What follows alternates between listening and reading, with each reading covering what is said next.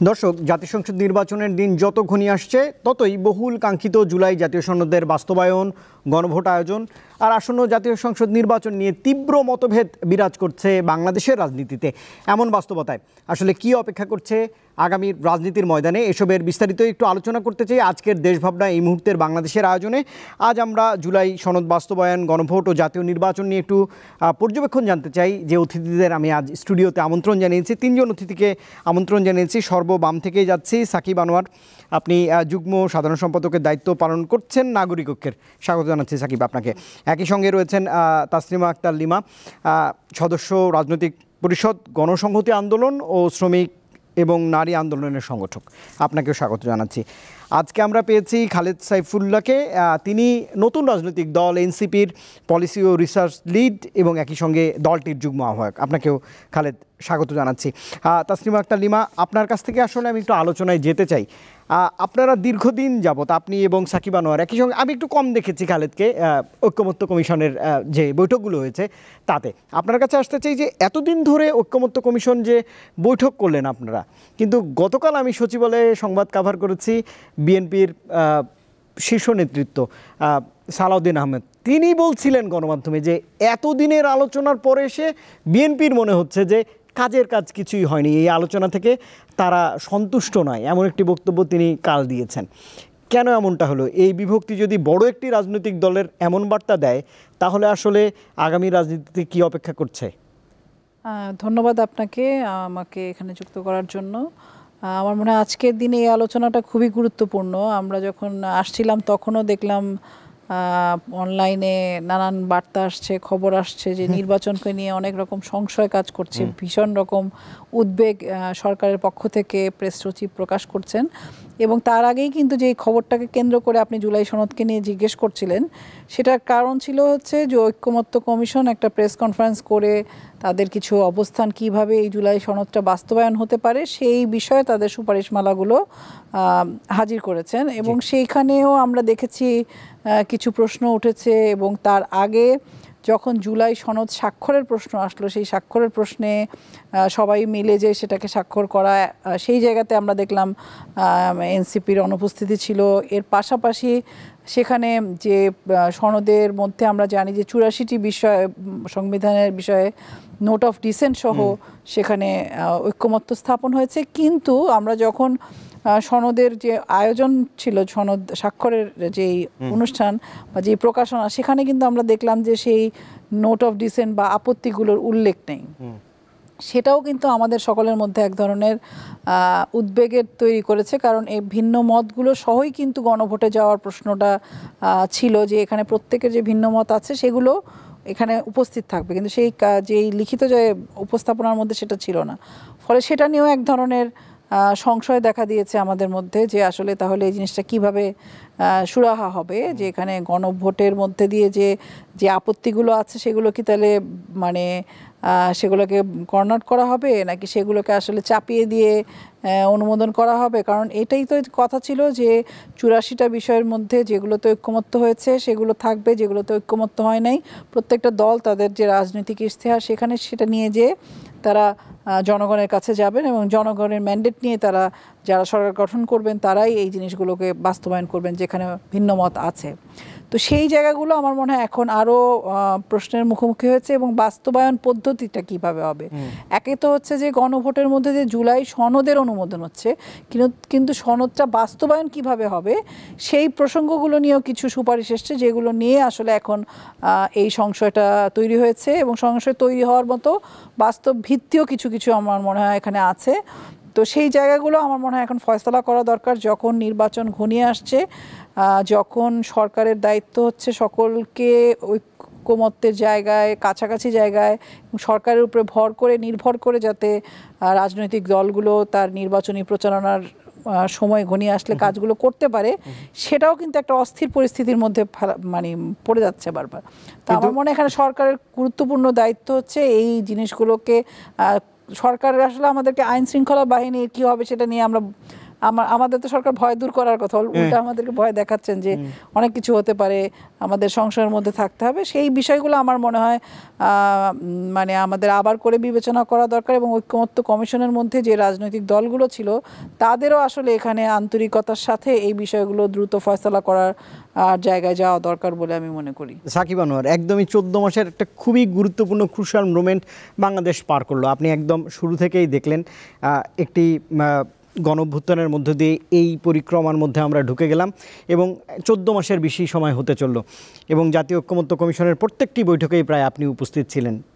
এই কমিশনের মেয়াদও তো এই যে 31 তারিখ শেষ হয়ে যাচ্ছে, তাহলে আসলে এই ফয়সালা যেটা আপা বলছিলেন, এই কমিশন বা এই অন্তর্বর্তীকালীন সরকারের কাছ থেকে সেই ফয়সালা আপনারা কিভাবে রাজনৈতিক দলগুলো আদায় করবেন? ধন্যবাদ, শুভেচ্ছা জানাচ্ছি আমার দুজন সহ আলোচক এবং যারা শুনছেন। আমি তাসলিমা আপার একটা বক্তব্য দিয়ে শুরু করতে চাচ্ছিলাম, তার একটা বক্তব্য একটু অ্যাড্রেস করে, কিন্তু আপনি যেটা বললেন ওখান থেকে আসলে এখন শুরু করতে হচ্ছে আপনার কথা শোনার পর। মানে 31 তারিখে যেহেতু ঐকমত্য কমিশনের মেয়াদ শেষ হচ্ছে, তো রেশটা তো ধরে রাখতে হবে না। তো ওই কারণেই আপনার ধরেন গতকাল যেটা উপস্থাপন করা হলো যে আমরা তো চলে যাচ্ছি, আমাদেরকে আবার জনগণ ভুলে না যায়, এই কারণে আপনার রেশটাকে হয়তো বা রেখে দেওয়ার জন্যই এই ধরনের একটা প্রস্তাবনা আসলে আমাদের সামনে আসছে। আচ্ছা, আমি তাসলিমা আপার ওই বক্তব্যের জায়গায় যাই যে সরকার আমাদেরকে আশ্বস্ত করবে আইনশৃঙ্খলার ব্যাপারে। তাসলিমা আপা হয়তো অনেক আশাবাদী মানুষ, এই কারণে এক্সপেক্ট করতেছেন সরকারের কাছ থেকে, যেই সরকার তার অধীনে থাকা বাহিনী যখন কোনো একটা রাজনৈতিক দলের শীর্ষ নেতাকে, দলের সভাপতিকে পেটায়, তখন সে নিন্দা জ্ঞাপন করে, প্রতিবাদ জানায়। প্রতিবাদ কার কাছে জানায় যায় না। তো সেই সরকারের কাছ থেকে আইনশৃঙ্খলা পরিস্থিতি উন্নতি ঘটবে বা তারা নিয়ন্ত্রণে রাখবে, আমাদেরকে আশ্বস্ত করবে, এতটুকু প্রত্যাশা আসলে ওই দিনের পর থেকে আর করার জায়গা নাই। যদি তারা নিন্দা এবং প্রতিবাদটা না জানাতো, তারপরেও হয়তো বা আমরা কিছুটা আশা করতে পারতাম। কিন্তু যখন তারা এই কাজটা করে ফেললো, তখন বোঝা গেল যে তারা পুরোপুরিভাবে আত্মসমর্পণ করে ফেলেছে এবং জনগণকে বুঝিয়েই দিল যে তাদের কাছে আসলে নিন্দার প্রতিবাদের বেশি আর কিছু করার নাই। বুঝে দিল, কারণ হচ্ছে যে তার অধীনে থাকা বাহিনীর অপকর্মের সে নিন্দা জানাচ্ছে। ফলে ওখানে আমরা বুঝতে পারি। আচ্ছা, কমিশনের যে ব্যাপারটা, কমিশন ধরেন আমাদের সাথে যখন আলোচনা করেছে, তখন শুরুর দিকে তো আমরা আলাদা আলাদা পয়েন্ট নিয়ে আলোচনা করেছি, যেখানে 84টা বিষয়ের কথা আসছে। সেই বিষয়গুলো নিয়ে আমরা আলোচনা করেছি। কোনো কোনো জায়গায় আমরা একমত হতে পেরেছি, কোথাও হতে পারেনি। কোনো কোনো জায়গায় রাজনৈতিক দলগুলো তাদের নোট অফ ডিসেন্ট দিয়েছে এবং সেগুলো নিয়ে একভাবে আমরা সেটা শেষ করেছি। এরপরে আবার আমরা বসলাম, সেটা হলো যে জুলাই সনদ বাস্তবায়ন কিভাবে হবে সেটা নিয়ে। অথচ এই সব কিছুর পরে বাস্তবায়ন পদ্ধতির যে সুপারিশের যে খসড়াটা গতকাল দেয়া হয়েছে, প্রধান উপদেষ্টা ডক্টর মোহাম্মদ ইউনূসের কাছে দেয়া হয়েছে। ঐক্যমত্য কমিশনের চেয়ারম্যান প্রধান উপদেষ্টা ডক্টর মোহাম্মদ ইউনূসের নেতৃত্বাধীন ঐক্যমত্য কমিশন, মানে আসলে ডক্টর ইউনূস প্রধান উপদেষ্টার কাছে দিয়েছেন, ব্যাপারটা হয়ে গেছে এরকম। রাইট। তো ফলে এই জায়গাতে আর কোনো পরিবর্তন, খুব বেশি কোনো চাপ বা বিশেষ কোনো পরিস্থিতি ছাড়া হওয়ার তো আসলে কোনো কারণ নাই, যেটা মনে আমরা করতে পারি। কিন্তু এই আলোচনাগুলো কিন্তু হয় নাই যেভাবে এটাকে প্রেজেন্ট করা হয়েছে। এখন ধরেন ঐক্যমত্য কমিশন 84টা বিষয় নিয়ে আলোচনা করেছে। সেখানে ধরেন নাগরিক ঐক্যের এইখানে নোট অফ ডিসেন্ট নাই, কিন্তু বিষয় হলো আমরা তো ভাই 2 মাস 3 মাস 4 মাস ধরে তো ওইখানে বসছি, কাজ করছি। এখন কোন একটা রাজনৈতিক দলের ধরেন নোট অফ ডিসেন্ট আছে, হয়তো বা গণসংহতির থাকতে পারে কিংবা এনসিপির থাকতে পারে। এখন আপনি বলছেন যে এই জুলাই সনদ বাস্তবায়ন আদেশের উপরে ভোট হবে, সেই ভোটে যদি এটা জয়ী হয়, তাহলে এই নোট অফ ডিসেন্টগুলো থাকবে না। তাহলে তো আপনি কমিশন যেদিন বসলো প্রথম দলগুলোকে সাথে নিয়ে, ওই দিনই তো আপনি বলে দিতে পারতেন যে এই 84টা বিষয় গণভোটে চলে যাবে। কারণ এখন তো আলটিমেটলি আমরা যে বসেছি তার আলোচনার ভিত্তিতে যেটা তৈরি করা হয়েছে সেটার কোনো ভিত্তি থাকছে না, আর একটা মূল্যহীন মনে হচ্ছে, ওটা মূল্যহীন হয়ে যাচ্ছে।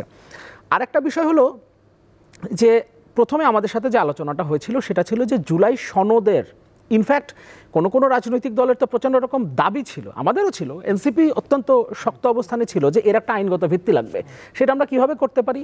কনস্টিটিউশনের 106 ব্যবহার করে বিএনপির দিক থেকে একটা প্রস্তাব ছিল, জামাত একটা আদেশ জারির কথা বলছিল, নানানভাবে এটা আসলে হচ্ছিল না, শেষ পর্যন্ত গণভোটের জায়গায় গেল। কিন্তু কিসের উপরে? জুলাই সনদের উপরে। কিন্তু এখন কিন্তু সেটা চেঞ্জ হয়ে গেছে।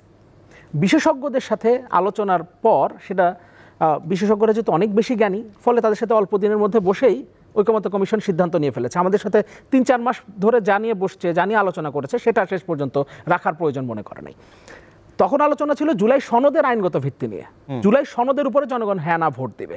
এখন জুলাই সনদের উপরে না, জুলাই সনদ বাস্তবায়ন আদেশ যেটা সরকার জারি করবে সেটার উপর এখন ভোট হবে। তার মানে আমাদের সাথে এই ব্যাপার নিয়ে আলোচনা হয় নাই।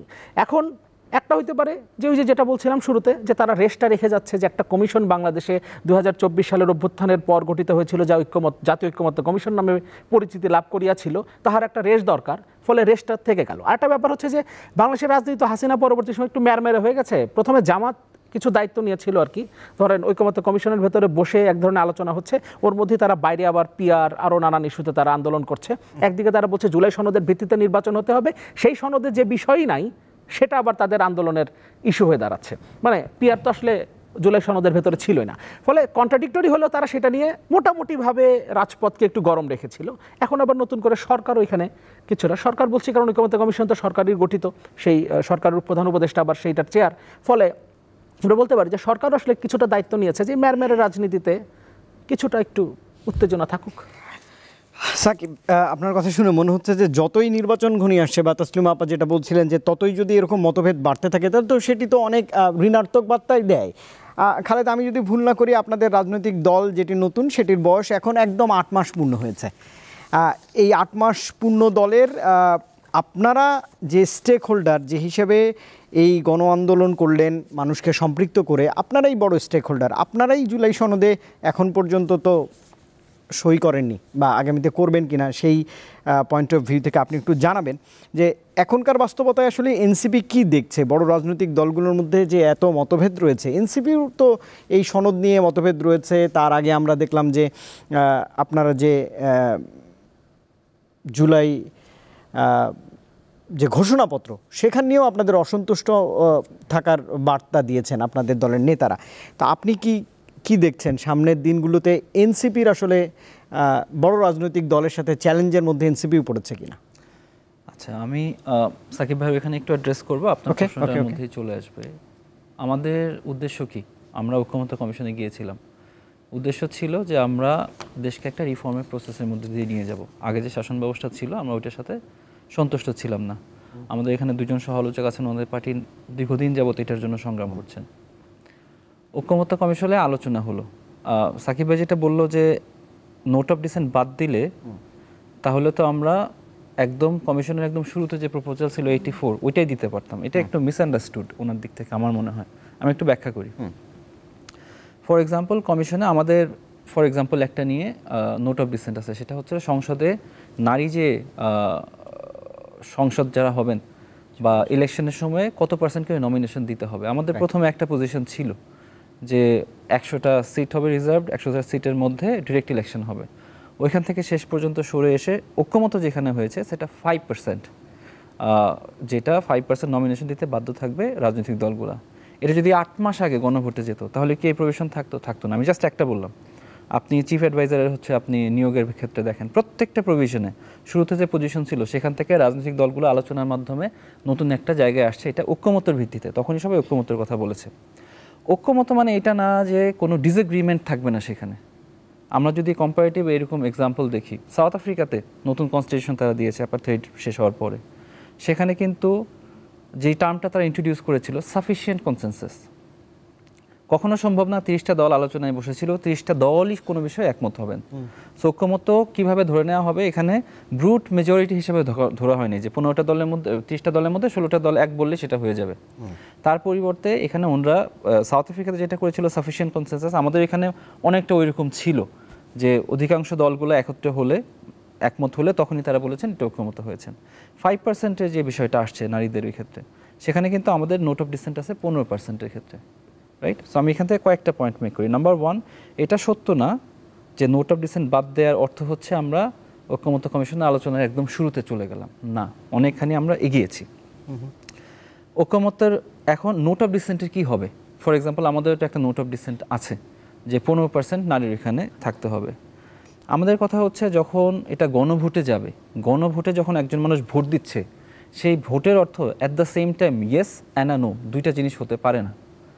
নোট অফ ডিসেন্ট সহ যদি আমি ওখানে গণভোটে পাঠাই তার অর্থ এটাই হবে। গণভোটে যখন মানুষ ভোট দিল হ্যাঁ, তখন কি সে 5%-এর জন্য ভোট দিল না 15% নমিনেশনের জন্য ভোট দিল?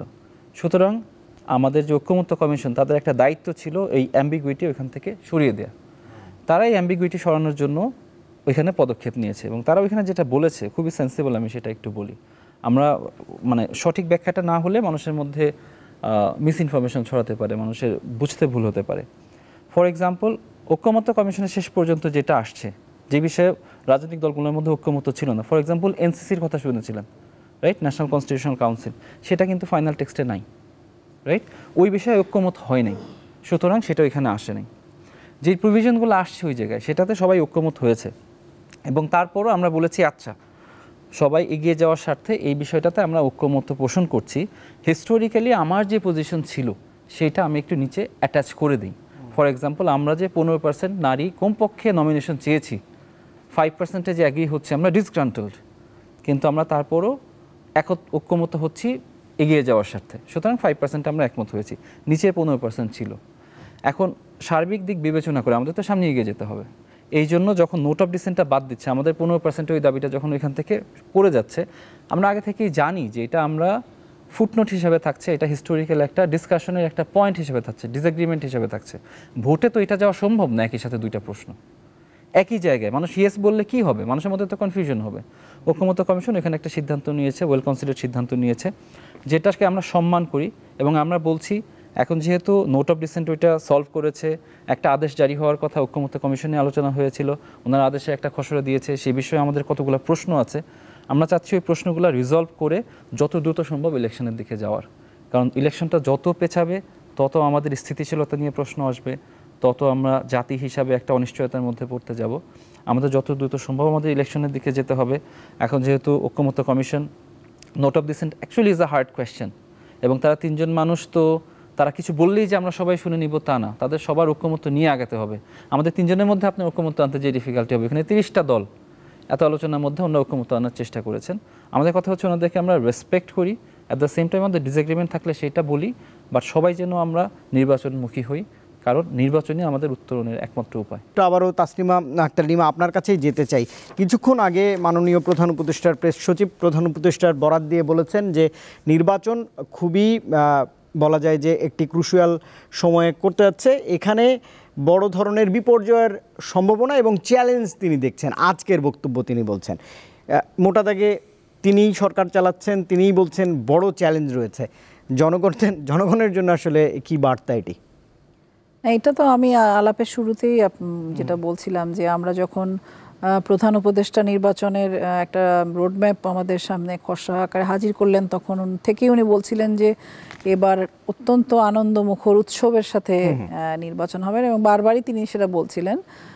সেটা হয়তো ওনার আকাঙ্ক্ষা, আমাদেরও আকাঙ্ক্ষা, কারণ গণঅভ্যুত্থান পরবর্তী সময়ে এই নির্বাচনটাকে অন্য যে কোনো সময়ের নির্বাচিত সরকারের নির্বাচন থেকে ভিন্ন, ফ্যাসিবাদী একটা 15 বছরের শাসন থেকে ভিন্ন। ফলে আমরা কিন্তু এখানে বাংলাদেশটাকে নতুনভাবে গড়বার ক্ষেত্রে প্রত্যেকের একটা ইতিবাচক ভূমিকা থাকবে, সেই আকাঙ্ক্ষা নিয়ে আমরা আগাচ্ছিলাম। এবং সেইখানে নানান পরিস্থিতি, আমাদের জুলাই সনদ প্রশ্ন, জুলাই সনদ আদেশটা কে স্বাক্ষর করবে, আমাদের ভিন্ন মতগুলো থাকবে কি থাকবে না, এখানে নানান শক্তির উত্থান হবে, নানান শক্তি চেষ্টা করবে হচ্ছে এখানে সংঘাত সৃষ্টি করার।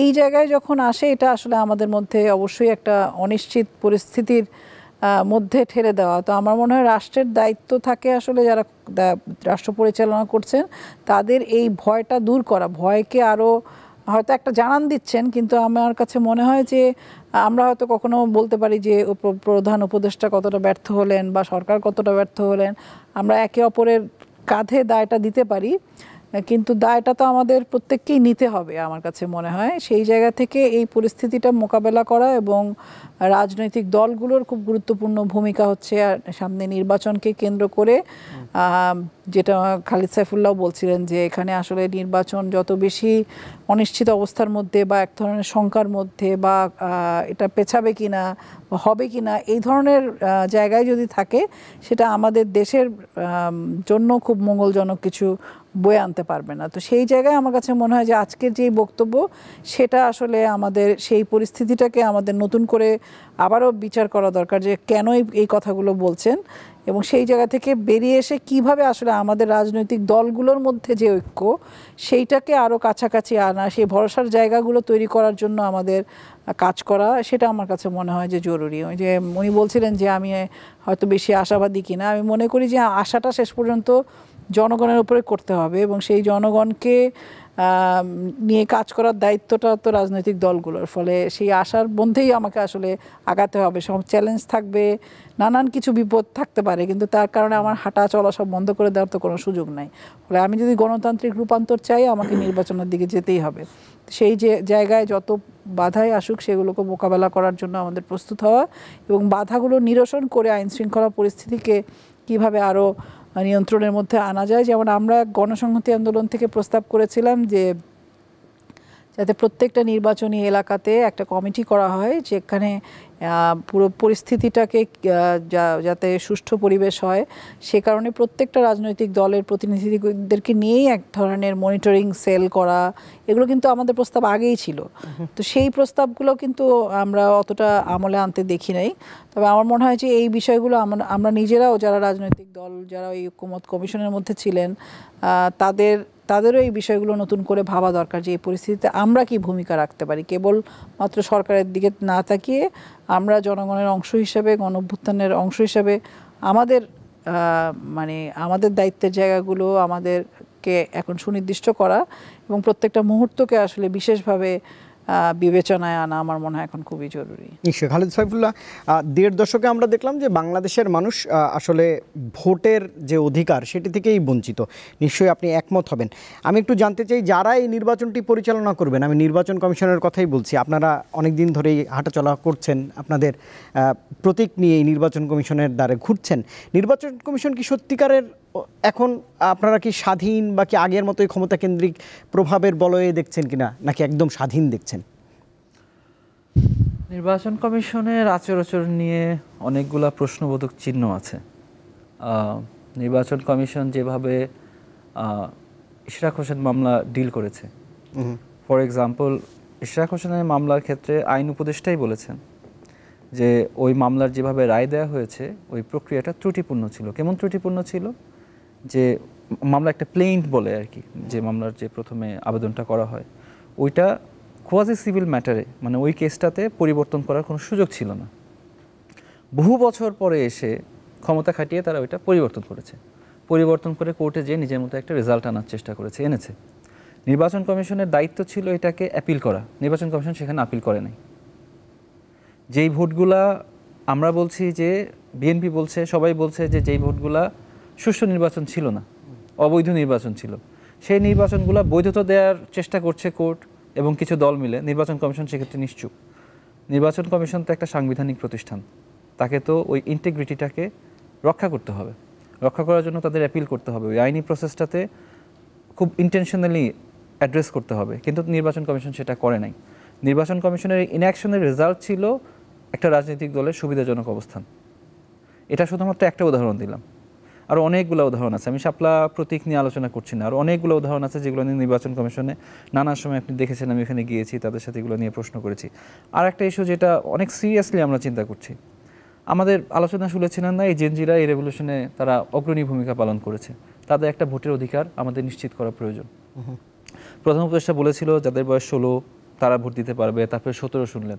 ইন ইফেক্ট কারো বয়স যদি 18ও হয় তারাও এখন এই নির্বাচনে ভোট দিতে পারবে না, নির্বাচন কমিশনের আচার-আচরণের কারণে, কাজের কারণে। কারণ তারা বলছে অক্টোবর 31 তারিখে তারা কাট অফ করবে, এবছর অক্টোবর 31 তারিখের মধ্যে যাদের বয়স 18 শুধু তারা ভোট দিতে পারবে। আপনি জানেন জানুয়ারি ফেব্রুয়ারিতে কিছু কারণে আমাদের দেশের অনেক মানুষের জন্ম তারিখ থাকে। সো যাদের নভেম্বরে জন্ম হয়েছে, ডিসেম্বরে জন্ম হয়েছে, জানুয়ারিতে জন্ম হয়েছে, ফেব্রুয়ারির শুরুতে জন্ম হয়েছে, যাদের জন্ম তারিখ তখন, তারা এই নির্বাচনে ভোট দিতে পারবে না। বয়স 18 হওয়ার পরও, ভোটের জন্য এলিজিবল হওয়ার পরও, আইন তাদেরকে অধিকার দেওয়ার পরেও, এটাই নির্বাচন কমিশনের জন্য হচ্ছে। এরকম আরও অনেকগুলো জিনিস আছে যেই জিনিসগুলোতে নির্বাচন কমিশনের আচার-আচরণটা মানুষকে ভোট ফ্যাসিলিটেট করার পরিবর্তে ভোটের অধিকার নিয়ে যাওয়ার মতো একটা আচার-আচরণ আমরা দেখছি। সো এই জন্য নির্বাচন কমিশনের, আমি জাস্ট 2টা বললাম, আরও অনেকগুলো জিনিস আছে, এটা নিয়ে অনেক বেশি আলোচনা না করি। I will go back to July charter. July চার্টারে এখন যে প্রস্তাবটা দিয়েছে ঐক্যমত্য কমিশন, এই প্রস্তাবে কিন্তু তারা নতুন কিছু যোগ করেনি। যে আমরা 48টা তারা এখানে কনস্টিটিউশনাল অ্যামেন্ডমেন্টের কথা বলেছে, 48টার মধ্যে কোনোটাই নতুন না। 84টা হচ্ছে টোটাল অ্যামেন্ডমেন্ট, কালকে বলেছে 48টা হচ্ছে এটা কনস্টিটিউশনাল অ্যামেন্ডমেন্ট। 48টার মধ্যে তারা নতুন কোনো কিছুই যোগ করেনি, নতুন কোনো প্রভিশনও যোগ করেনি। যেটা আমরা ঐক্যমত্য কমিশনে একমত হয়েছিলাম সেটাই এখানে আছে। সুতরাং ঐক্যমত্য কমিশন যে নতুন কিছু নিজের মন মতো তারা আমাদের উপরে চাপিয়ে দিচ্ছে তা না, এটার বাস্তবায়নের প্রক্রিয়াটাই তারা এখানে বলেছে। প্রক্রিয়া নিয়ে আমাদের আলোচনা হতে পারে, দ্বিমত হতে পারে, বাট আমি দেখি না নির্বাচন কমিশন এমন কিছু করছে যেটার জন্য আমরা এত শঙ্কিত হয়ে যাব যে নির্বাচন কমিশন নতুন কোনো কিছু আমাদের উপরে চাপিয়ে দিচ্ছে। তারা আমরা যেগুলো ঐক্যমত হয়েছি সেই জিনিসগুলো লিগ্যাল এক্সপার্টদের সাথে কথা বলে কিভাবে বাস্তবায়ন করা যায় সেটার সবচেয়ে যুক্তিসঙ্গত উপায় তারা যেটা মনে করেছে, এবং আমাদের রাজনৈতিক দলগুলোও যে ক্ষেত্রে আদেশের ব্যাপারে তারা একমত হয়েছিল, গণভোটের ব্যাপারে তারা একমত হয়েছিল, এই যে এবং রিফর্ম অ্যাসেম্বলি ডুয়াল ম্যান্ডেটের নেক্সট পার্লামেন্টের ব্যাপারে তারা একমত হয়েছিল, এই জিনিসগুলো রেখেই তারা এই মতামতটা দিয়েছে। এখন আমার প্রশ্ন হচ্ছে, যারা এই ম্যান্ডেটের মধ্যে কাজ করার পরেই যারা এত শঙ্কিত হয়ে পড়ছে, তারা কি আসলে রিফর্ম শুরু থেকেই চেয়েছিল, নাকি একটা উপায় চেয়েছিল শেষ মুহূর্তে এসে বলবে আমি এগুলো মানি না? কারণ এরকম কিন্তু আমাদের ঐক্যমত্য কমিশনে নানা সময় এরকম সুযোগ এসেছিল যে আমাদের ঐক্যমত্য কমিশনে আলোচনাটা প্রায় ভণ্ডুলি হয়ে যায়, অনেকে ওইখান থেকে বের হয়ে যেতে চাচ্ছে, আমরা ঐক্যমত্যই আসতে পারছি না। সো নানা সময় এটাকে আমাদের ব্রেক করতে হয়েছে। আমি শিওর রাজনৈতিক দলগুলা নানা সময় অনেক তাদের গুড ইন্টেনশন দেখিয়েছে, এই জন্য এটাই পর্যন্ত আসছে। আমাদের শেষ মুহূর্তে যারা আমরা এই রিফর্মটা চাই তাদের সবাই একত্রে হয়ে আসতে হবে এবং আমাদের গুড ইন্টেনশনটাকে বিলিভ করতে হবে, ট্রাস্ট করতে হবে, যাতে করে যেই রিফর্মটার জন্য এত ফাইট করলাম, এত শত শত ঘন্টা সবাই দিলাম, এবং যেই রিফর্মটা আমরা বিশ্বাস করি বাংলাদেশকে একটা নতুন জায়গায় নিয়ে যাবে, সেই রিফর্মটার জন্য আমরা সিকিউর করি শেষ পর্যন্ত বাস্তবায়নের মাধ্যমে। নিশ্চয়ই। সাকিব আনোয়ার, আপনার কাছে জানতে চাই যে যেহেতু ভোট কাঙ্ক্ষিত, ভোটের সঙ্গে তো জোটও জড়িত। আমি সামাজিক যোগাযোগ মাধ্যম এবং গণমাধ্যমের খবরগুলোতে দেখছিলাম যে আপনারা তিনজনই যেহেতু তিনটি পলিটিক্যাল দলকে রিপ্রেজেন্ট করেন, আপনারা কোনো জোট করছেন কিনা যদি একটু আমাকে জানাতেন। আমি গণমাধ্যমের খবরে দেখছিলাম যে এনসিপি জোট করছে আপনাদের নাগরিক ঐক্য, হ্যাঁ, এবং একই সঙ্গে গণঅধিকার পরিষদ, একদমই 9টি দলের কথাই বলা হচ্ছে। আসলে কতদূর এগুলো ভোটের সঙ্গে জোটের সম্পর্ক তো আছে? ভোটের সাথে জোটের সম্পর্ক তো অবশ্যই আছে। কখনো কখনো তো কাল তাসনিমা আপা, কাল বিএনপি আরপিওতে একটি জিনিস নিয়ে গিয়েছিল, খুব ইন্টারেস্টিং। একই সঙ্গে আইন উপদেষ্টাকে তারা বলছেন যে যেই বড় জোটের সঙ্গে যারা যায়, প্রতীক নিয়ে এবার সম্ভবত আরপিওতে একটি সংশোধন দিয়েছে যে এনসিপি যদি বিএনপির সঙ্গে যায় তাহলে এনসিপিকে নির্বাচন করতে হবে, তাদের যদি শাপলা প্রতীক তারা পায় সেই প্রতীকে ধানের শীষে ভোট করতে পারবে না। কিন্তু এটি চ্যালেঞ্জ জানাতেই কালকে গিয়েছিল। তাহলে ভোট এবং জোটে গুরুত্বপূর্ণ ভূমিকা রাখে, তো এর যদি একটু খণ্ডন করতেন সাকিব, তারপরে আপনার কাছে শুনবো। না, অবশ্যই ভোটের জন্য তো জোট গুরুত্বপূর্ণ ভূমিকা রাখবেই।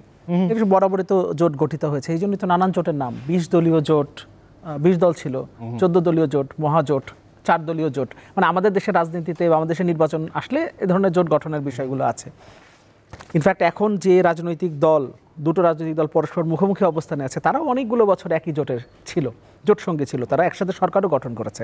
যদি এখন মাঝে মাঝে আমি দেখি যে 2001 থেকে 2006 সালের যে সরকার ছিল, 4 দলীয় জোট সরকার, সেই সরকারের দুর্নীতিতে তারা চ্যাম্পিয়ন হয়েছিল, এরকম নানান যে অভিযোগগুলো, সেগুলো তাদের জোট সঙ্গী যারা সরকারে ছিল তারাও মাঝে মাঝে করেন। অদ্ভুত লাগে ব্যাপারগুলো। মানে ওই যে একই রকম ব্যাপার যে ডক্টর ইউনূস নিজেই নিজের কাছে আসলে সুপারিশ তুলে দিচ্ছেন। যাই হোক, না ঠিক আছে, যদি ওইটা মানে নিজেদের আত্মসমালোচনার জন্য হয়ে থাকে তাহলে ঠিক আছে, কিন্তু তারা যেভাবে উপস্থাপন করেন তাতে মনে হয় যে ওই বিএনপি তখন এগুলো করেছে, আমরা তখন সরকারের থেকেও পুতপবিত্র ছিলাম এমন। যাই হোক, মূল আলোচনায় আসি। 9 দলের জোটের ব্যাপার নিয়ে অনেকদিন থেকে আলোচনা হচ্ছে, মানে গণমাধ্যমে যেভাবে আসছে, আসলে আমাদের নিজেদের মধ্যে এত আলোচনা হয় না যতটা গণমাধ্যমে এবং সামাজিক যোগাযোগ মাধ্যমে আসছে। আমরা মূলত এই যে জুলাই সনদ বাস্তবায়ন প্রক্রিয়া নিয়ে কিন্তু একটা অচল অবস্থা তৈরি হয়েছিল মাঝখানে। মানে দলগুলো, আমরা কিন্তু মাঝখানে অনেক দিন একটা বিরতি দেওয়া হয়েছিল, ঐক্যমত্য কমিশন সিদ্ধান্ত হয়েছিল যে আপনারা নিজেরা বসেন, নিজেরা বসে যদি এই জায়গাতে আপনারা কিছুটা কাছাকাছি আসতে পারেন তাহলে আমাদের জন্য ভালো হয়। ওই সময় গণতন্ত্র মঞ্চ একটা উদ্যোগ নিয়েছিল যে আমরা রাজনৈতিক দলগুলোর সাথে বসবো। তো শুরুতেই আমরা এনসিপি, মানে আমাদের 6টা দল এবং তার সাথে এনসিপি, এবি পার্টি এবং গণ অধিকার পরিষদ মিলে 9টা দল হয়, আমরা বসেছিলাম। এবং ওই বৈঠক থেকে কিন্তু ফলপ্রসূ বিষয় এসছে, কারণ যেমন গণপরিষদ নির্বাচনের কথা বলতো তাদের দাবি ছিল এনসিপির, এবং নতুন সংবিধান তার মাধ্যমে প্রণয়ন করতে হবে গণপরিষদের মাধ্যমে, সেই জায়গা থেকে তারা কিন্তু সরে এসছে। এবং আমরা তখন ওই মিটিংয়ে বসে আমাদেরও অনেকগুলো দাবি ছিল, তাদের যে দাবি ছিল, আমরা সবাই মিলে বসে একটা জায়গায় এসে পরে গণভোটের মাধ্যমে এটা হতে পারে এই জায়গাতে আমরা এসেছি। একইভাবে আমরা কিন্তু বাম দলগুলোর সাথেও বসেছিলাম। আচ্ছা, কিন্তু এর মধ্যে আর ধরুন বড় দল বিএনপি কিংবা জামাত, তাদের সাথে আমাদের এই বিষয় নিয়ে আর বসা হয়নি। এর মধ্যে ঐকমত্য কমিশন আবার আমাদেরকে ডাকলো। ঐকমত্য কমিশন তো হঠাৎ করে ডাকতো, শুধু আমরা জানতে পারি নাই, যে বুঝতে পারি নাই যে কাল পরশু আবার ডেকে ফেলবে। আমাদের প্ল্যান ছিল আমরা সবার সাথেই বসবো। তো ওই জায়গা থেকে মূলত এটা শুরু হয়েছে। এবং এরপরে আমরা আর একটা বৈঠক হয়েছে, সেটাও গণমাধ্যমে এসছে, সেটা হলো আসম আব্দুর রবের বাসায়। ওটা মূলত ছিল আসম আব্দুর রবের মানে ভাবি, তিনি আমাদেরকে ওখানে ইনভাইট করেছিলেন। আসম আব্দুর রব অসুস্থ, তো তাকে আমরা দেখতে যাব, যেহেতু আমরা একসাথে বসেছিলাম। ওইখান থেকে ভাবি একটা দাওয়াত করেছিলেন তার বাসায়, যে অনানুষ্ঠানিকভাবে আসলে ওখানে যাওয়া। আসম আব্দুর রব তিনি বাংলাদেশের ইতিহাসের সাথে জড়িত, আমরা জানি বাংলাদেশের স্বাধীনতার পতাকা দেখিয়েছিলেন তিনি প্রথম। ফলে আমরা অসুস্থ, তিনি তারপর কতদিন তাকে পাবো সেটাও আমরা আসলে জানি না। ফলে আমরা রাজনৈতিক দলগুলো সেখানে গেছিলাম। রাজনৈতিক দলগুলো যখন একসাথে বসবে, সামনে নির্বাচন, এতগুলো ইস্যু আছে, ফলে নির্বাচনে আলোচনা হবে। আমাদের ভেতরে আবার যে জোট গঠনের বিষয় নিয়ে যে আলোচনা হয় না, সেটাও আবার বলছি না। তবে ব্যাপারটা যতটা আপনার গণমাধ্যমে এসছে, এতটা কনক্রিট অবস্থানে আমরা নিজেরা আসলে পৌঁছাতে পারিনি। তবে হ্যাঁ, আমরা অবশ্যই চাই যে মধ্যপন্থী এবং অনেকে যেটাকে বলে বাংলাদেশপন্থী, তো মানে মধ্যপন্থী আমরা যে রাজনৈতিক দলগুলো, লিবারেল ডেমোক্র্যাট যারা আমরা মনে করি যে আসলে আমাদেরকে একসাথে থাকা দরকার বাংলাদেশকে একটা জায়গায় নিয়ে যাওয়ার জন্য। এবং যে স্বপ্নের কথা খালেদ সাইফুল্লাহ বলছিলেন, যে আমরা তো সংস্কার কমিশনে বসেছিলামই, যে বাংলাদেশ রাষ্ট্রের যে সংস্কার প্রয়োজন, আমরা গণতন্ত্র মঞ্চের পক্ষ থেকে মানে 2022 সাল থেকে আমরা কিন্তু একটা কথা বলে আসছি, যে সরকার এবং শাসন ব্যবস্থা পরিবর্তনের লক্ষ্যে ঐক্যবদ্ধ হন। আমাদের স্লোগান ছিল এটা, মানে শুধুমাত্র সরকার পরিবর্তন, শেখ হাসিনা চলে যাবে আর বাংলাদেশে সবাই সুখে সমৃদ্ধ বাংলাদেশ হয়ে যাবে, ব্যাপারটা আমরা কিন্তু তখনও মনে করি নাই। আমরা তখন থেকে বলছি যে সরকার এবং শাসন ব্যবস্থা মানেই যে এখন যে রাষ্ট্র সংস্কারের যে বিষয়গুলো আসছে, আমরা যে সংস্কারের কথাগুলো বলছি, এই লড়াইটা কিন্তু আমরা সেই শেখ হাসিনার আমল থেকে করে আসছি। এবং ওই ভিত্তিতেও আমরা 24-এর ইলেকশনের আগে আন্দোলন করেছি। 24-এর পরে, ওই ইলেকশনের পরে যে সরকারটা গঠিত হয়েছিল তথাকথিত শেখ হাসিনার, সেই সরকারের মানে তারপরেও আমরা ওই একই বিষয় নিয়ে আন্দোলনটা চালিয়ে গেছি। আমাদের লড়াইটা সেখানে ছিল। আমি একটু খালেদ সাইফুল্লাহর সংস্কার কমিশন বিষয়ে দু একটা আলোচনা একটু অ্যাড্রেস করি।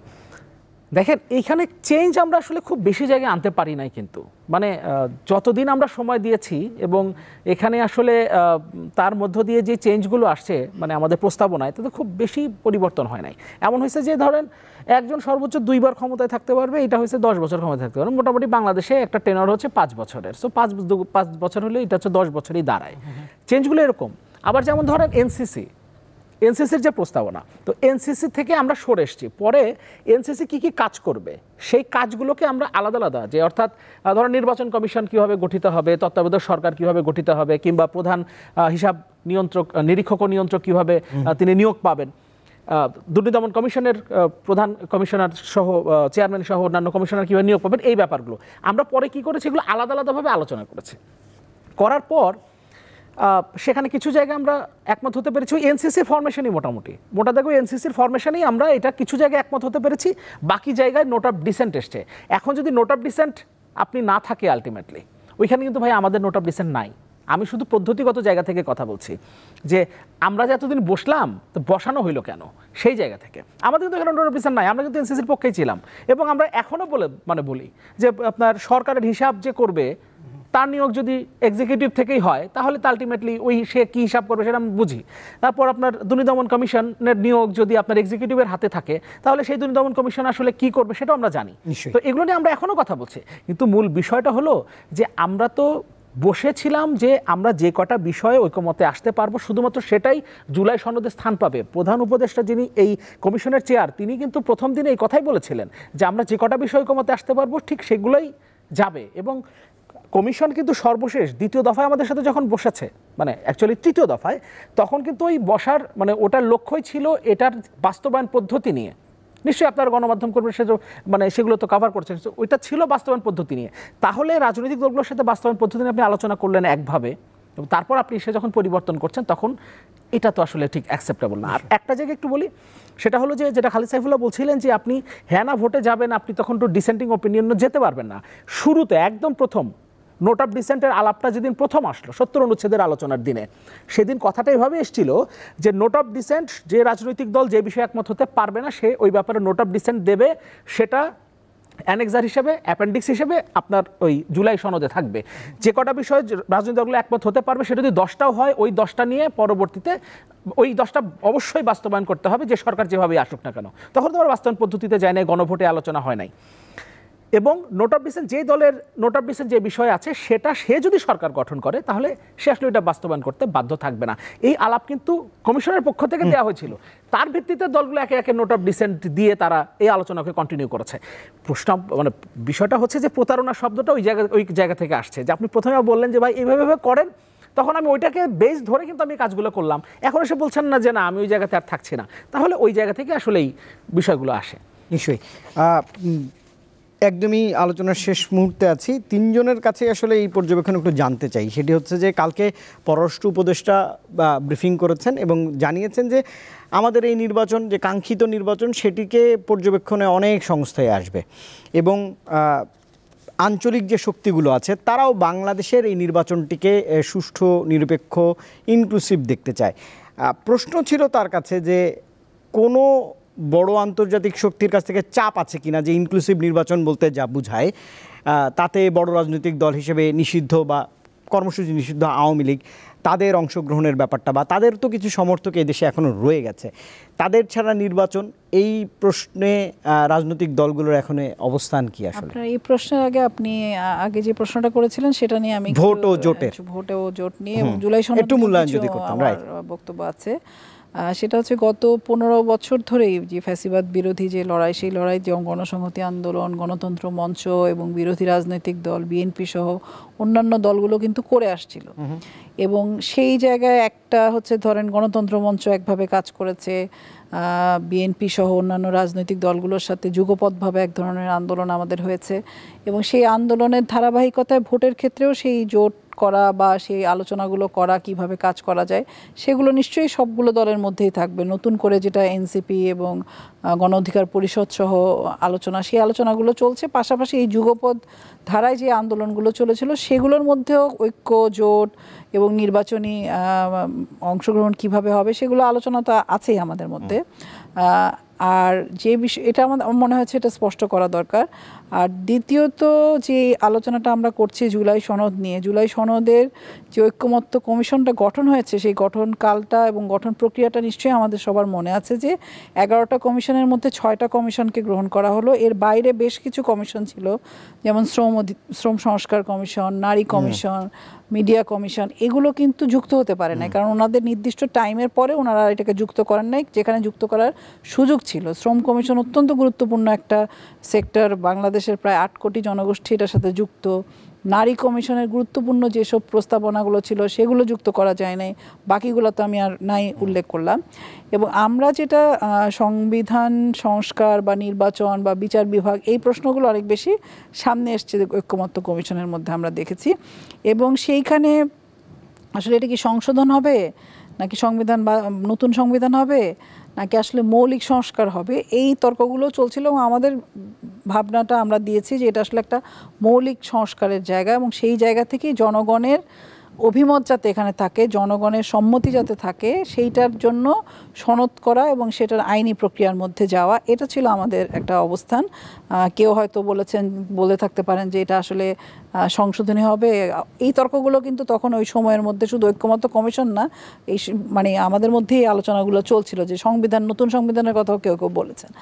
তো এখন আজকে এসে যখন আমরা দেখছি যে আমাদের জুলাই সনদের আলোচনার মধ্যে আমাদের যে ভিন্নমত থাকাটা একটা খুবই স্বাভাবিক বিষয়, কাউকে তো আপনি জবরদস্তি করে সব কিছু গিলাইতে পারবেন না।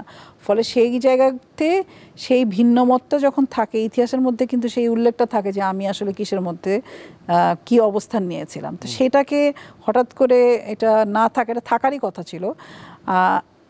তো কখনো আমাদের মধ্যে কেউ ধরা গেল এনসিপি স্বাক্ষর করতে গেল না, বা কেউ বললো যে আসলে আমরা মনে করছি এখন পর্যন্ত এই ঐক্যমত্য কমিশন যে সুপারিশ দিচ্ছে সেই সুপারিশের জায়গাটা আরও অনিশ্চয়তা তৈরি করছে, এর মানেই হচ্ছে সে আসলে প্রথম থেকে চায় না, এরকমটা আমার কাছে মনে হয় না।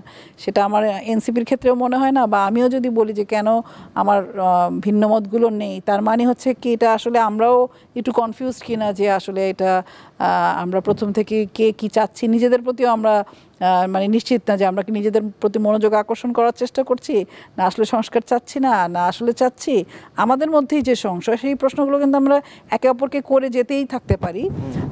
কিন্তু আমার কাছে মনে হয় যে শেষ মুহূর্ত পর্যন্ত, যেহেতু এটা একটা গণঅভ্যুত্থান পরবর্তী সময়, এটা লোক দেখানো কোনো আইন প্রক্রিয়া জাস্ট করে যাওয়ার জন্য করা সেটা না, শেষ পর্যন্ত সময়ে আমাদের যতটুকু সম্ভব যেই জায়গাগুলোতে ভিন্ন মত বা প্রশ্ন আছে সেগুলো ফয়সালা করে যেতে পারাটা আমাদের জন্য আমি মনে করি মানে সেটা জরুরি, এবং সেটা করে যেতে পারলেই আসলে সামনের দিনে আমাদের কাজ করার পরিবেশটা তৈরি হবে। তা না হলে এই যে এখন সরকারের পক্ষ থেকেই বলছে যে বেশ একটা অশনি সংকেত আসতেছে, কয়দিন আগে আনন্দ এখন অশনি, তো এই অশনির পরিস্থিতিটা আসলে কারা মোকাবেলা করতে পারে, সেই রাজনৈতিক শক্তি, সেখানে তরুণ থেকে শুরু করে যারা পুরো 15 বছর ফ্যাসিবাদী বিরোধী যে সংগ্রাম ছিল, সেই সংগ্রামের মধ্যে যারা ছিলেন প্রত্যেককেই কিন্তু এই দায়িত্ব গ্রহণ করতে হবে। বরং আমরা যদি কে 24-এর কাণ্ডারি, কে 71-এর কাণ্ডারি, কে মানে এইগুলার কম্পিটিশনের মধ্যে না যেয়ে, কারণ ইতিহাসকে তো আপনি বাদ দিয়ে চলতে পারবো না। এই তরুণ যারা, তাদের বৈশিষ্ট্য, তাদের ধর্মই হচ্ছে তারা অগ্রণী ভূমিকা রাখবেন, সেটাকে তো আমরা সবসময় অত্যন্ত গুরুত্বপূর্ণ এবং এই আন্দোলনেও মনে করি। কিন্তু এইটার মধ্যেও কিন্তু আমরা অনেকটা সময় দেখা গেছে যে আসলে কে কাণ্ডারি, কে আছে কে নাই, এইগুলো নিয়েও অনেক তর্কের মধ্যে আমরা ছিলাম, যেগুলো আমার কাছে খুবই দুঃখজনক। এবং আমার কাছে মনে হয়েছে ইতিহাসকে একটা মানে ইতিহাস শুরুটা কোত্থেকে হবে, ইতিহাসের ভাগিদার কেবল আমি, কিন্তু বাংলাদেশের এই গণঅভ্যুত্থানের যে অর্জন, সে অর্জনের ভাগিদার বাংলাদেশকে গণতান্ত্রিক রূপান্তর দেওয়ার জন্য যারা, প্রত্যেকেই এটার অংশীদার। ফলে তরুণরা আমাদের ভূমিকা রাখবে, ইতিহাসে যারা দুনিয়াতেই ভূমিকা রেখেছেন। ফলে এই সময় আমি মনে করি যে এখানে আমাদের কে শারীরিকভাবে তরুণ, কে মনের দিক থেকে তরুণ, ওই হিসাব নিকাশ আমাদের নিশ্চয়ই থাকবে, কিন্তু আমরা তরুণদের কাছে আশাও করি। কিন্তু একই সাথে আমাদের চিন্তার জায়গায়, আমাদের যাতে গণতান্ত্রিক রূপান্তরের জায়গাটাকে আমরা শক্তিশালী করতে পারি, সেইটার জন্য আমাদের আসলে মানে দায়িত্ব গ্রহণ করা, নিজেদের মধ্যে আরও কাছাকাছি আসার চেষ্টা করা, সেটা আমার মনে হয় খুবই জরুরি নির্বাচনকে কেন্দ্র করে। একটু যোগ করবেন কিনা, আমি যেটা বলছিলাম ইনক্লুসিভ নির্বাচন, আন্তর্জাতিক পর্যবেক্ষক সংস্থা বা দলগুলো আসবে, সেটা নিয়ে আমরা যেটা বলেছি যে আসলে এখানে যে বিচার প্রক্রিয়াটা করা, ফ্যাসিবাদী যে শাসক ছিল তাদের বিরুদ্ধে যে তাদের বিচারের আওতায় নিয়ে আসা, এবং যতক্ষণ পর্যন্ত এই বিচার প্রক্রিয়া চলবে ততক্ষণ পর্যন্ত তাদের আসলে নির্বাচনে অংশগ্রহণ করার বিষয়ে সিদ্ধান্ত নিতে হবে। সেই বিষয়ে আমরা আগেই বলেছি যে এখানে সেই সুযোগটা থাকে না আসলে, যদি কারো এই নির্বাচনী প্রক্রিয়া মানে এই আইনি প্রক্রিয়ার মধ্যে থাকে তাকে, সেই ক্ষেত্রে কিন্তু সেই সুযোগটা থাকে না। সেখানে ইনক্লুসিভ বলে আসলে যারা এত হাজারো মানুষের হত্যার সাথে যুক্ত, সেই হত্যাকারীদেরকে আপনি নির্বাচনে অংশগ্রহণ করার সুযোগ করে দিবেন, সেটা সেই প্রশ্নগুলো কিন্তু থেকে যায়। নিশ্চয়ই।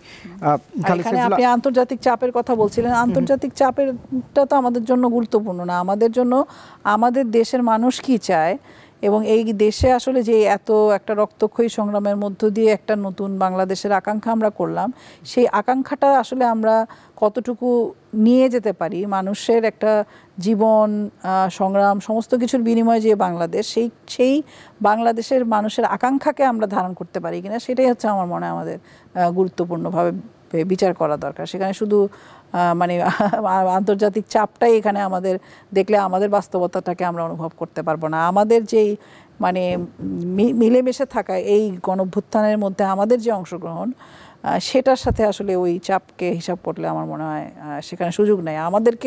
আমাদের দেশের জনগণের অভিপ্রায় কি, সেটাকেই বিশেষ বিবেচনা করা দরকার। নিশ্চয়ই। খালেদ, আপনিও যদি একটু এই পয়েন্টে একটু বলেন যে আন্তর্জাতিক চাপের কথা বলা হচ্ছিল বা ইনক্লুসিভ নির্বাচন, একই সঙ্গে যেমনটি আপা বলছিলেন যে যারা ফ্যাসিবাদ কায়েম করেছে তাদের বিচার প্রক্রিয়া কেমন দেখছেন, সে বিষয়েও যদি একটু মূল্যায়ন করতেন। বিচার প্রক্রিয়া খুবই স্লো, যতটা যেভাবে আমরা যতটা দ্রুত হওয়া উচিত ছিল ততটা হচ্ছে না। এটা নিয়ে আমাদের হতাশা আছে, এটা নিয়ে আমাদের উষ্মা আছে। ইনক্লুসিভ নির্বাচন মানে এটা না যে আমাদের অপরাধীদের দ্বারা শাসিত হতে হবে। আপনি গ্লোবালি আপনি সব জায়গায় দেখবেন, বাংলাদেশে কিন্তু আমাদের একটা আইন আছে যেখানে যাদের মোরাল অ্যাপটিটিউড বলে বোধহয়, ইয়েস, বেসিক্যালি আমাদের আরপিওতেই আছে যারা কিছু অপরাধের সাথে জড়িত, নির্দিষ্ট কিছু অপরাধের সাথে জড়িত, তারা নির্বাচনে দাঁড়াতে পারবেন না। ফর এক্সাম্পল ঋণখেলাপিরা নির্বাচনে দাঁড়াতে পারবেন না, এটা একটা প্রপোজালই ছিল। সেখানে হত্যা তো আরও অনেক বড় সিরিয়াস একটা ক্রাইম। ইন্ডিয়াতে আপনি দেখবেন এরকম প্রভিশন আছে, ইউএসএতে আছে, ইউকেতে আছে। কোনো ফাংশনিং ডেমোক্রেসি কিন্তু একজন হত্যাকারীকে বা সিরিয়াস ক্রাইমে যারা যুক্ত তাদেরকে নির্বাচনে দাঁড়াতে দেয় না। দিস আর ডিসকোয়ালিফিকেশনস, যেটার জন্য তারা ওইখানে দাঁড়াতে পারে না। সো এইটা গ্লোবাল প্রিন্সিপাল, আপনি বাইরের দেশ বলেন, বাংলাদেশ বলেন, যেখানে আছে এটা ওয়েল অ্যাকসেপ্টেড। সো আমাদের এখানে এই প্রশ্নটা যুক্তিযুক্ত প্রশ্ন না যে ইনক্লুসিভ নির্বাচন মানে এটা যে আমাদের অপরাধীদেরকে ফ্রি পাস দিতে হবে, যে আপনারা ইলেকশনে দাঁড়াবেন, ইলেকশনে পেলে আবার অপরাধী হিসেবে আপনি কাজ করতে পারবেন। কারণ আপনি ইলেক্টেড হলে তো ইউ আর ইন পাওয়ার, তখন আপনি আবার সেম অপরাধগুলো করতে পারবেন। ওই প্রক্রিয়াটা does not make even legal sense. আমি এর সাথে আপনি আরেকটা জিনিস যোগ করেছিলেন যে সালাউদ্দিন ভাই যে আইন উপদেষ্টার কাছে চিঠি দিয়েছেন, উনি ওখানে চিঠি দিয়েছেন আমাদের আরপিওর অনুচ্ছেদ 20-এর বিষয়ে, যে আপনি যদি জোট করেন তাহলে কি আপনার নিজস্ব প্রতীকে নির্বাচন করতে হবে নাকি জোটবদ্ধ হয়ে আপনি বড় দলের প্রতীকে নির্বাচন করবেন। দেখেন এই যে এই প্রভিশনটা গণতন্ত্রের জন্য হুমকি, এই প্রভিশনটা ঐক্যমত্যের জন্য হুমকি। খুবই সিম্পলি, আপনি একটা বড় দল এর প্রতীকে যদি নির্বাচন করেন, আপনার নতুন একটা পার্টি করার কি দরকার ছিল? আপনার পার্টি কেন দরকার? আপনি দেখবেন কালকে থেকে আমি একটা পার্টি করেছি, নির্বাচন যেহেতু একসাথেই করব, তার মাঝখানে আরও 50টা পার্টি তৈরি করে দিলাম। সেই 50টা পার্টি এক একজন এক একটা মাশরুমের মতো প্রক্সি পার্টি হিসেবে ওইখানে দাঁড়ালো। তারপরে পার্লামেন্টারি যে আপনার কমিটিগুলো হবে, ঐক্যমত্য কমিশনের যে আলোচনাগুলো হবে, এই জায়গায় আপনার বিরোধী দল হিসাবে, অন্য পার্টি হিসেবে সবাই একটা একটা করে সিট নিল। আপনি একা গেলে পেতেন হচ্ছে একটা বা দুইটা সিট, আপনি এনশিওর করলেন যে আমার ছোট ছোট অনেকগুলো 50টা প্রক্সি পার্টি ওখানে নিয়ে আসলাম, এবং সেই 50টা পার্টি প্রক্সি পার্টি আমি নিজে যেটা বলতে লজ্জা পাচ্ছি তারা ওই জিনিসগুলো বলবে। We have seen that. এবং এই জিনিসটা যে আবার আমরা রাখার জন্য যে ফাইট করছি, এটা দেখতে খুব ভালো দেখায় না। এটা একটু সালাউদ্দিন ভাইকে বলবো, দেখতে খুব ভালো দেখায় না। মানুষ বুঝে আপনি কিসের জন্য ফাইট করছেন, আমরা কিসের জন্য ফাইট করছি। আর ওই চিঠির মধ্যে আপনি পড়েছেন কিনা দেখবেন, ওইখানে উনি বলছেন মাননীয় আইন উপদেষ্টা ওনাকে আশ্বস্ত করেছিলেন যে এই সংস্কারটা রাখা হবে না। মাননীয় আইন উপদেষ্টা একটা পলিটিক্যাল পার্টিকে ব্যক্তিগতভাবে কেন আশ্বস্ত করেন? এই প্রস্তাবটা এসেছে নির্বাচন ব্যবস্থার সংস্কার কমিশনের কাছ থেকে। নির্বাচন কমিশন সেটাকে রেকমেন্ড করেছে ওইটা করার জন্য। মাননীয় উপদেষ্টা আমার পলিটিক্যাল পার্টির সাথে আলোচনা করে নাই। সাকিব ভাই আপনার পলিটিক্যাল পার্টির সাথে আলোচনা করেছে আইন উপদেষ্টা এটা নিয়ে, আপার পলিটিক্যাল পার্টির সাথে আলোচনা করেছে। সে কেন একটা পলিটিক্যাল পার্টির একটা নেতাকে ব্যক্তিগতভাবে আশ্বস্ত করেন? এই সরকার কি তাহলে নিরপেক্ষ থাকছে? তিনি কি নিরপেক্ষভাবে ওইখানে ওনার আচার আচরণ করছেন? এটা একটা বড় প্রশ্ন, কিন্তু এটা ওনারই উত্তরটা ওনার দেওয়া প্রয়োজন। আমরা চিঠির মাধ্যমে আজকে পেয়েছি, তো এটা একটা অনেক বড় প্রশ্ন যেটা আমাদের উত্তরটা জানতে হবে। এই পজিশন থেকে উপদেষ্টারা কি তারা নিরপেক্ষ আচরণ করছেন, নাকি বিভিন্ন পার্টিকে বিভিন্ন সময়ে আশ্বস্ত করছেন ব্যক্তিগতভাবে? এবং এটা ছোটোখাটো বিষয় না, আমাদের একটা অনেক বড় একটা সংস্কারের একটা প্রভিশন যেটা গণতন্ত্রকে সুসংহত করার জন্য করা হচ্ছে, সেটা একটা ডিনার টেবিলে বা কোনো একটা জায়গায় ব্যক্তিগতভাবে আশ্বস্ত করছে যে এই সংস্কার আমি হতে দিব না। সব প্রসেসটাকে বাদ দিয়ে, প্রসেসটা কেমন হওয়া উচিত? একটা কনসালটেটিভ প্রসেস হওয়া উচিত, যেখানে বিভিন্ন political party, relevant stakeholder তাদের সাথে আলোচনা করবে, তারপরে একটা সিদ্ধান্ত আসবে। ব্যক্তিগতভাবে তো বলে দেওয়ার মতো জিনিস না এটা।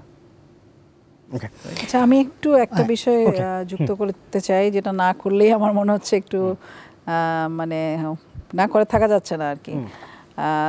যেটা আমরা বলছিলাম যে নারী আসন নিয়ে একটা তর্ক চলছিল এই জুলাই সনদের ক্ষেত্রে। একটা প্রস্তাবনা ছিল যে 100 আসনে সরাসরি নির্বাচনে নারীরা অংশগ্রহণ করবেন। সেটা নিয়ে আমরা প্রথম দিকে দেখলাম যে যখন ঐক্যমত্য কমিশনে আলোচনা হচ্ছে তখন অনেকেই বললেন যে হ্যাঁ এটা আসলে হতে পারে, কিন্তু এরপরে এসে বললেন যে না, আসলে কোন পথে হবে, এটা কি ঘূর্ণায়মান পদ্ধতিতে হবে না আসনগুলো কিভাবে বণ্টিত হবে? কেউ কেউ বলছিলেন যে আসলে আমরা পদ্ধতি খুঁজে পাচ্ছি না বলে আসলে এটা আমরা পথ পাচ্ছি না, আমরা খুবই চাই কিন্তু পাচ্ছি না। কিন্তু পরে আমরা দেখলাম কেউ কেউ স্পষ্টতই নারীর কি সীমাবদ্ধতা আছে, নারীকে সরাসরি তারা নারী নেতৃত্ব পাচ্ছেন না, তারপর নারীরা যথেষ্ট যোগ্য না, এবং আমার কাছে মনে হয় যে আসলে আমরা যদি চাই নিশ্চয়ই পথ খুঁজে পাওয়া যাবে। এবং আমাদের মূল জায়গায় আমার কাছে মনে হয় যে নাগরিক হিসেবে নারীর যে ভূমিকা সমাজে এবং ইতিহাসে, সেই ভূমিকাটা নিয়ে তার পরিচয়টা তৈরি হয় না। নারীর পরিচয়ের রাজনীতিতে এখনও নারী, ওই যে ভাই যেটা বললেন যে ভাবি বা মা বা মানে যৌনবস্তু, এই ভাবনাগুলোর বাইরে সমাজ রাষ্ট্র এখনও ভাবতে পারে নাই। যে কারণে দেখা যায় যে সম্পত্তিতে হয়তো নারীর সমান অধিকার নাই, মিডিয়াতে নারীকে যেভাবে মানে প্রচার করা হচ্ছে সেই জায়গায় নারী অনেক বেশি প্যাসিভ, নারী অ্যাক্টিভ রোল করতে পারে না। নারী হচ্ছে সবসময় সে আপনার সংখ্যার মতো জমায়েত হবে আপনার, কিন্তু সে পলিসি লেভেলে কাজ করবে না। এটা সমাজ একভাবে এখন পর্যন্ত এর বাইরেই মানতে পারছে না। ফলে সেটা রাজনৈতিক দলগুলোর মধ্যেও আছে, সেটার প্রকাশই কিন্তু আমার কাছে মনে হয়েছে যে মানে এই যে 100 আসনের যে প্রস্তাবনাটা ছিল এবং নারীর এই গণঅভ্যুত্থানে নারীর অংশগ্রহণ, এবং আমাদের দেশে তো 71 থেকে এখন পর্যন্ত সময়ের মধ্যে আমরা দেখি যে নারীর পরিচয়টা বারবারই তার শরীর ঘিরে হয়। নারী ধর্ষিত হয়েছে, নারী ভিকটিম, কিন্তু নারী যে ইতিহাসে নানা সময় ভূমিকা রেখেছে সেটাকে আমরা দেখি যে অনেকটা তারা নাই হয়ে যান। এবং এই 24-এও নারীরা যেভাবে ভূমিকা পালন করলেন, পরে মনে হলো ওনারা কি সংখ্যায় ছিলেন কিনা। ফলে এই জায়গাগুলো আমার কাছে মনে হয় যে খুব গুরুত্বপূর্ণ। নারীর পরিচয়ের রাজনীতিটা, নারীর নাগরিক হিসেবে তার কর্তা সত্তাকে সে হাজির করতে পারছে কিনা, সেই লড়াইটা নারীর একই সাথে নারী পুরুষ উভয়েরই, মানে রাজনৈতিক দল ইকুয়াল টু পুরুষ, নেতা ইকুয়াল টু পুরুষ, হিরো ইকুয়াল টু পুরুষ, এই জায়গাগুলো থেকে আসলে আমাদের মানে এই চিন্তাগুলো আমাদের ভবিষ্যতের জন্য খুব জরুরি, যেটা কিনা ঐক্যমত্য কমিশনেও আলাপ হয়েছে নির্বাচনকে ঘিরে, এবং নারী আন্দোলনের যারা কর্মী আছেন তারাও এবং তাদের নিজেদের দলের মধ্যেও কিন্তু এই আলোচনাটা হচ্ছে। আমার মনে হয় এটা নিয়েও আমাদের নতুন করে ভাবা উচিত। আমি একটু অ্যাড করব, কারণ সমাজের অর্ধেককে বাদ দিয়ে আমরা যদি একটু খুব কুইকলি অ্যাড করি। ঐক্যমত্য কমিশনে আমরা বরাবর এটার জন্য ফাইট করেছি। প্রথমে 100 আসনে যাতে ডিরেক্ট ইলেকশন হয় এটার জন্য আমরা ক্যাম্পেইনও করেছি, ক্রস পার্টিজান ক্যাম্পেইন করেছি, নানা জনের কাছে আমরা রিচ আউট করেছি। কিন্তু ঐক্যমত্য কমিশনে যে এই বিষয়টা নিয়ে আমরা ফাইট করেছি সর্বোচ্চটা সিকিউর করার জন্য, ওইখানে আমরা অনেকটা সাপোর্ট পাইনি অনেকগুলো দলের কাছ থেকে। আমাদের ঐক্যমত্য হয়েছে 5%-এ, এনসিপিরই ওইখানে হচ্ছে আপনার নোট অফ ডিসেন্ট 15%-এর কথা, অন্যরা নোট অফ ডিসেন্ট ওইখানে দেন নাই। আমাদের এখানে মনে হচ্ছে অনেকগুলো দলের মধ্যে একটা সমঝোতা হয়েছে, ইলেকশনের কথা আগে থেকেই চিন্তা করা, যে আমার যে বড় দল 5% চাচ্ছে তাদেরকে আমরা সাপোর্ট দিই। অনেকের ক্ষেত্রে অন্য হয়তো বা কনসিডারেশন ছিল, বাট এটা আমাদের জন্য একটা শেম। কারণ আমরা মাত্র এর আগে দেখবেন আপনার যদি ইলেকশনের ডেটাগুলো দেখেন, ট্র্যাডিশনালি হিস্টোরিক্যালি পলিটিক্যাল পার্টিসগুলো গড়ে 5% নমিনেশন দিত নারীদেরকে। এখন এটা আমরা ঐক্যমত্য কমিশনে অনেক বড় অনুষ্ঠান করে, অনেক আলোচনা করে, অনেক আনুষ্ঠানিকতার মাধ্যমে আমরা সেই পুরাতন ওই জায়গায় যে 5% একদম মিনিমাম ওই জায়গায় আমরা একমত হইলাম। উই উইশ আরও বেশি পার্টির কাছ থেকে আমরা ওইখান থেকে সাপোর্ট পেতাম, তাহলে হয়তো বা আরও একটু বেশি কিছু এখানে সিকিউর করা যেত ওই জায়গায়। নিশ্চয়ই। সাকিব আনোয়ার, আপনাকে দিয়ে শেষ করব, 2 মিনিটের কিছু সময় বেশি পাবেন, আমার হাতে তাই রয়েছে। এই আলোচনা থেকে তো বোঝা যাচ্ছে সরকারের সামনে অনেক বড় বড় চ্যালেঞ্জ অপেক্ষা করছে। সেই ভোটার ত্যাগের চ্যালেঞ্জগুলো খণ্ডন করে কিভাবে নির্বাচনে যাওয়া যায়। আমি যে একটা প্রশ্ন করছিলেন যে ইনক্লুসিভ ইলেকশনের কথা, ওইটা একটু আমি অ্যান্সার দিই। সেটা হলো যে শেখ হাসিনাকে অনেকদিন পরে একটু ধন্যবাদ জানাতে চাচ্ছি। অনেকদিন পরে না, শেখ হাসিনা কখনো ধন্যবাদ জানাইছে কিনা জানা নাই আসলে, আমি অন্তত কখনো জানি না। কারণ আমি যখন থেকে রাজনীতি সচেতন হয়েছি, যখন থেকে টুকটাক বোঝা শুরু করছি, তখন থেকে অন্তত শেখ হাসিনা ভালো কিছু করছেন এরকম মনে হয় নাই আর কি। যাই হোক, ফার্স্ট টাইম তার মানে লাইফে ওনাকে ধন্যবাদ জানাচ্ছি। কারণ হলো যে উনি রয়টার্সকে সম্ভবত একটা সাক্ষাৎকার দিয়েছেন এবং সেখানে তিনি বলেছেন যে তিনি ক্ষমা চাইবেন না। এর মধ্য দিয়ে বাংলাদেশের রাজনীতিতে যে শেখ হাসিনা এবং শেখ হাসিনার দল আওয়ামী লীগ যে মানে সম্পূর্ণরূপে অপ্রাসঙ্গিক, এবং আপনার উপরে যত বড় আন্তর্জাতিক চাপ আসুক আপনি একটা বিষয় দেখাইতে পারবেন ভাই, 1400 তো জাতিসংঘই বলছে না, 1400 আমাদের সরকার অবশ্য 1400 খুঁজে পাচ্ছে না, জাতিসংঘ খুঁজে পাইছে, কিন্তু আমাদের সরকার এত 14 মাসেও 1400 খুঁজে পায় না, 800 আটকে আছে। যাই হোক, যে 800 জন মানুষ হত্যার জন্য দায়ী, 863 যদি সরকারের হিসাব হয়, আমি ওইখানেই থাকি, 863 জন মানুষকে হত্যার জন্য যে দায়ী সে ক্ষমা চাইবে না। ভাই, আন্তর্জাতিক বিশ্ব থেকে যে আপনাকে চাপ দেয় দেখায় দেন, আপনার দেশে যদি কেউ এই কাজ কেউ করতো আপনি কি করতেন, হিসাব ক্লিয়ার। সুতরাং শেখ হাসিনাকে ধন্যবাদ যে আপনি মাইনাস, ওকে, নিজেকে মাইনাস করে দিয়েছেন, এটা আমাদের খুব দরকার ছিল, আপনি নিজে করে দিয়েছেন, এই জন্য আপনাকে থ্যাঙ্কস। আর যে চ্যালেঞ্জগুলোর কথা বললেন, এই যে কমিশন যে গঠিত হয়েছিল, কমিশনে তো অনেক কিছু আছে যেগুলোর সাথে আসলে আমরা একমত হতে পারি নাই। ম্যাক্সিমাম জায়গায় যেমন এনসিপি কিংবা গণসংহতি আন্দোলন, নাগরিক ঐক্য, আমরা কিন্তু মানে এখানে বসে বিভিন্ন বিষয় নিয়ে হয়তো আমাদের পদ্ধতিগত আলোচনায় আমাদের মধ্যে ভিন্নতা আছে, কিন্তু ওখানে যখন আলাদা আলাদা করে ইস্যুগুলো ধরা হতো তখন কিন্তু আমরা মোটামুটি প্রায় প্রত্যেকটা জায়গায় আমাদের অবস্থান এক। এই যে নারী ইস্যুতে গণসংহতি বলেন, এনসিপি বলেন, নাগরিক ঐক্য বলেন, আমরা ওই জায়গাতে ছিলাম। যেমন এই যে 5%-এর কথা যেটা আসছে, এটা কিন্তু 5%-এর প্রস্তাবনা আকারে আসে নাই, পরবর্তীতে এটা 5% কীভাবে হয়ে গেল যায় না। 5% ব্যাপারটা আসছে যে ওই সালাউদ্দিন সাহেব ওখানে বিএনপির পক্ষ থেকে বলেছিলেন যে আমরা একটা জেন্টলম্যান এগ্রিমেন্ট করি যে আমরা সামনের ইলেকশনে আমরা 5% নমিনেশন দিব। এইটা আবার অন্যান্য যে ইসলামী দলগুলো ছিল তারা সেটাও মানে নাই। আমাদের যেহেতু অবস্থান ছিল যে আমরা 100 জন সরাসরি ভোটে আসবে, সেটার পদ্ধতি আপনি ঘূর্ণায়মান করেন আর সোজাসুজি যাক, যেটাই হোক না কেন, যেভাবেই করেন ওই পদ্ধতিতে আমরা থাকেন। সুতরাং আমরা আর এই 5%-এর এই বিষয়ের মধ্যে তো নাই, এবং 5%-এর কিন্তু কোনো ডিসিশনও হয় নাই। এটা জেন্টলম্যান এগ্রিমেন্টের মধ্য দিয়ে যাবে। আমরা একটা পদ্ধতিতে এটা বাড়াইতে থাকবো, বাড়াইতে একসময় আমরা 100-তে গিয়ে মানে উপনীত হব, এই জায়গাতে আলোচনা ছিল। যাই হোক, কিন্তু আমরা মোটামুটি আমরা যে বিষয়গুলো নিয়ে আলোচনা আমরা ওখানে করেছি, আমরা মোটামুটি একই আলাপে ছিলাম, কিন্তু পদ্ধতিগত জায়গাতে এখন ডিফারেন্সের জায়গাগুলো আছে। আমাদের আন্ডারস্ট্যান্ডিং একরকম, এনসিপির আন্ডারস্ট্যান্ডিং ডিফারেন্ট, গণসংহতি হয়তো আলাদা হইতে পারে। কিন্তু বড় ব্যাপারটা হইলো আপনি যখন নির্বাচনটাকে যে কেউই, আমরা যেভাবেই বলি না কেন, সামনে একটা নির্বাচন দরকার এবং নির্বাচনের মধ্য দিয়ে গণতান্ত্রিক রূপান্তর ঘটাইতে হবে। এর কোনো ব্যত্যয় ঘটনা যাবে না। শুরুতে যেটা বলছিলাম, যেই সরকার তার অধীনে থাকা বাহিনীর অপকর্মের জন্য নিন্দা এবং প্রতিবাদ জানায়, সেই সরকার রাষ্ট্রকে আর কতদিন গভর্ন করতে পারবে সেটা তো যথেষ্ট সন্দেহ আছে, তাই তো? তার মানে আপনাকে একটা শক্তিশালী সরকার গঠন করতে হবে। আন্তর্জাতিক চাপ আসছে, এই সরকার উপরে আসবে। যখন আপনি জনগণের ভোটে নির্বাচিত একটা সত্যিকারের সংসদ থাকবে, একটা শক্তিশালী সরকার থাকবে, তখন ভাই আন্তর্জাতিক চাপ এইভাবে আর আসবে না। ঠিক আছে? তো বিষয় হলো যে আপনি যদি সব চাপ মোকাবেলা করতে চান তাহলে আপনাকে একটা নির্বাচনের দিকে যেতে হবে। কিন্তু এই নির্বাচনের আগে এসে যখন আবার ধরেন বিএনপির পক্ষ থেকে সালাউদ্দিন সাহেব, দুঃখিত, মহাসচিব মির্জাফর ইসলাম আলমগীর, বিএনপির মহাসচিব, উনি বলেছেন যে প্রতারণা করা হয়েছে। সালাউদ্দিন সাহেব বলছে যে এই বিষয়গুলোই আসলে ছিল না, ভিন্নভাবে নেওয়া হয়েছে।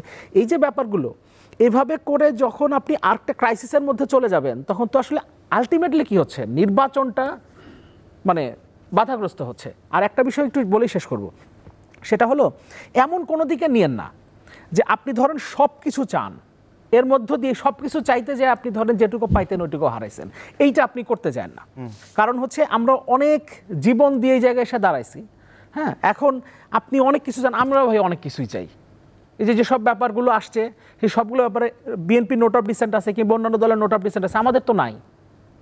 কেন নাই? কারণ আমরা সবগুলো জিনিস চাইছি, কিন্তু আমরা সেটা পাচ্ছি না। তারপরে বলতেছি যে ভাই 10টা বিষয় যদি ঐক্যমত হয় এবং সিদ্ধান্তটা যদি এরকম হয় যে 10টা বিষয় ঐক্যমত হয়েছে, ওই 10টা করতেই হবে, সিদ্ধান্ত ওই জায়গায় থাকে, অন্তত আপনি 10টা জিনিস পাচ্ছেন। এই সবগুলো চাপাই দিতে যায় পরে ধরেন একটা পরিস্থিতি তৈরি হয়ে গেল, শেষ পর্যন্ত সরকার সেগুলো সামাল দিতে পারলো না, এবং এই সরকার যে সামাল দিতে পারবে না তার যথেষ্ট উদাহরণ আছে, অনেকবার বলেছি। আলটিমেটলি আপনি তখন বাধ্য হয়ে বললেন যে আচ্ছা অমুক তারিখে নির্বাচন দিয়ে বিদায় নেন। তার মানে এই জুলাই সনদ যা কিছু আছে কোনো কিছুই, তখন বিএনপি আসলে সরকার বলেছে যে ফেব্রুয়ারিতেই নির্বাচন হবে, তো ডেডলাইনটা ঠিকই রেখেছে। এটাই আসার কথা যে এখন পর্যন্ত ফেব্রুয়ারিতে নির্বাচন হচ্ছে। সাকিব আনোয়ার, অসংখ্য ধন্যবাদ, সময় দিয়েছেন। তাসলিমা আক্তার লিমা, অসংখ্য ধন্যবাদ, আবারও সময় দিয়েছেন। দেশ ভাবনায় খালিদ সাইফুল্লাহ, আপনার পর্যবেক্ষণের জন্য ধন্যবাদ জানাচ্ছি। দর্শক, সামনে বাংলাদেশের জন্য কেমন সময় অপেক্ষা করছে, কঠিন কি কতটা জ্বালাময়ী, সেটি আসলে রাজনীতির মাঠ থেকে হয়তো দিন যত গড়াবে তারপরেই জানা যাবে। কিন্তু ভোট হতে হবে, জনগণের ভোটাধিকার যেন প্রয়োগ করার সুযোগ থাকে, এমন একটি প্রত্যাশা নিয়েই তো শেষ করতে পারি আজকের দেশভাবনা। এই মুহূর্তের বাংলাদেশ। শুভরাত্রি।